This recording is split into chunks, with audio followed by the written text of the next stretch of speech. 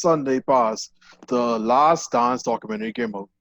It was slated to be a documentary series, 10-part documentary series on the 96, 97, 98 boats. But actually, it seems like it's a Michael Jordan documentary. What has been your first impressions from watching the first two episodes? Well, I'll jump on it then. I, man, I don't see how it's not a bull documentary. It's you cannot talk about the Bulls in the era without talking about Michael Jordan. So you gotta, because I don't think the dynasty would have been what it was without Jordan. So Yeah, you have to start from conception. yeah, So what I liked about it is that it took me back.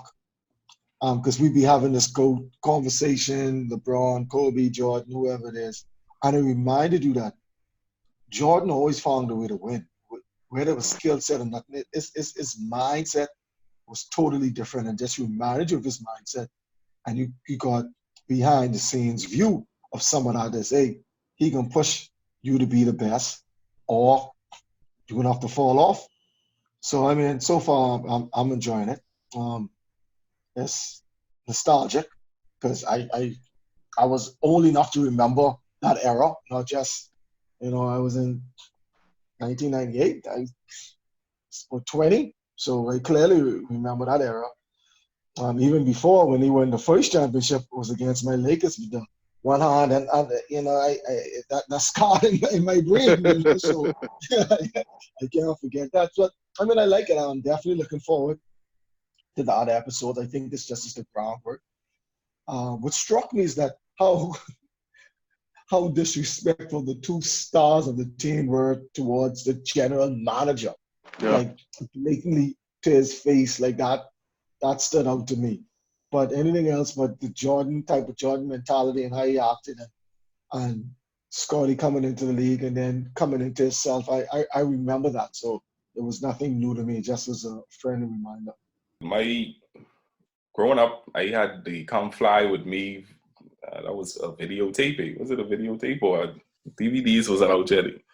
But I No, remember watching Come Fly With Me, MJ semi documentary, I guess. And yeah, I was a huge Jordan fan. Every year I get the new Jordans.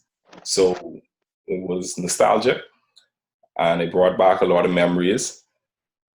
But the second episode, the second part of the series that delved into Pippen and his time with the Bulls was an eye opener for me. I was an avid sports fan, but I wasn't too aware of the business aspect of sports and basketball contracts back in the day. So, just seeing how he, played on such a low contract, making $2 million a year while Jordan was making $33 million, and being one of the top 5-10 players in the NBA, but getting the 122nd highest salary or whatnot.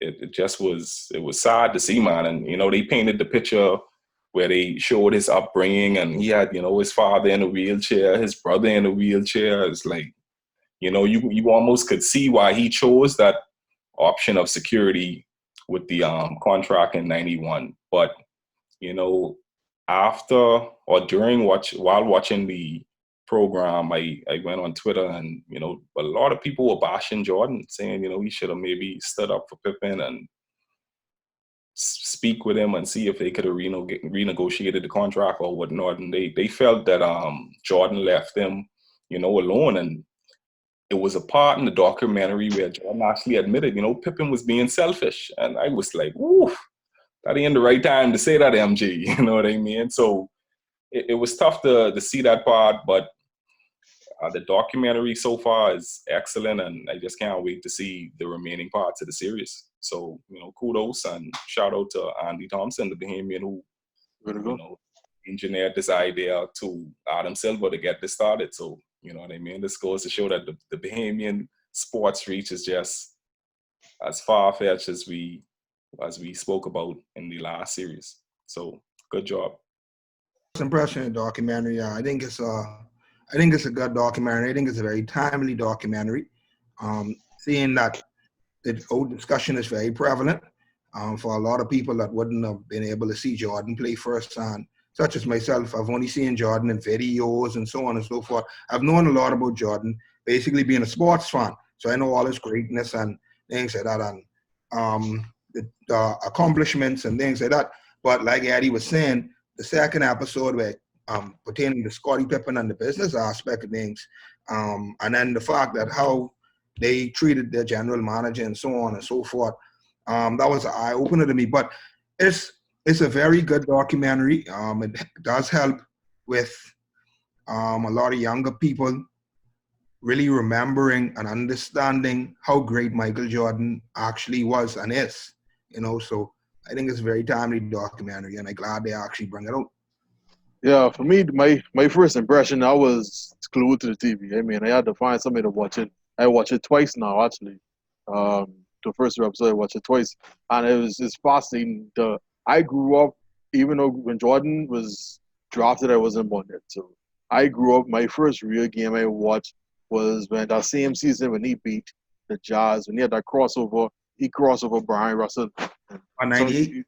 and he hit that shot. So that really was my first basketball memory. So I always had Michael Jordan as his up there character. And then they say no about him, you read about him. But what was interesting was his mentality. That was crazy, his mindset. And I like how the guy did the documentary, Thompson did the documentary, showed you how it started. Like his brother, Larry Jordan, well, it wasn't Larry Jordan, it would be Michael Jordan. Because Larry Jordan really is the one who pushed him on that level, and they literally fought for the attention of their father. And even the father, when he recanted, no remorse of these things. He said, "Yeah, I read him inside. He was seeing me nothing growing up." And it's like you would think that in hindsight they would probably say something. No, his daddy felt that way, and to see that the stuff he had to fight, and they make it seem like Jordan has a chip on his shoulder. But I know certain stories I heard, it's like, okay, then he was cut in high school and he had to prove himself. No, he was decent in high school and he was decent in college, and he was always decent, and he always fought for respect. That crazy. And the thing was still to me was crazy is that Kobe Bryant's mannerisms was like really reflected Michael Jordan. Now it's creepy to watch. So even how is a scene where he just looked at Phil Johnson, that's Kobe Bryant all over. So how Kobe Bryant just mimicked Michael Jordan, not just in his style of play, but how he talked to the media and how he just interacted. That was interesting. But again, Michael Jordan was the epitome of greatness. That singular focus that I want to be the best. And he went into the season with that and he left. And the fact that he did not miss a playoffs for his entire world career, that's amazing. So that documentary had me glued. Again, that Scottie Pippen episode, we talk about Scottie Pippen in a bit, but that episode I think was better than the first episode, but it was a good storytelling thing. I think Thompson did a good job so far. I'm looking forward to the next one.